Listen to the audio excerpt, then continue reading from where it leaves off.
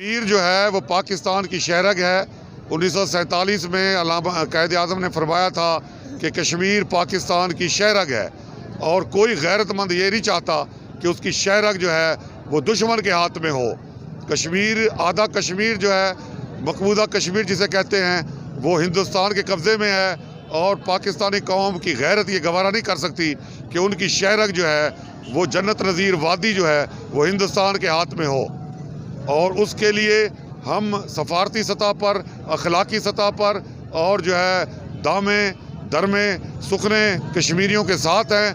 बैनुल-अक़वामी क़वानीन के मुताबिक, बैनुल-अक़वामी क़वानीन को फॉलो करते हुए हमारी तमाम तर हमदर्दियाँ कश्मीरियों के साथ हैं। इसलिए आज हम यौम यकजहती के लिए यहाँ हाज़िर हुए हैं और हम समझते हैं कि पूरी पाकिस्तानी कौम जिस तरह कश्मीरियों के साथ आज यकजहती का दिन मना रही है, तो कोट मिठर की गयूर अवाम, गयूर तलबा, गयूर असातिज़ा भी आज कश्मीरियों के साथ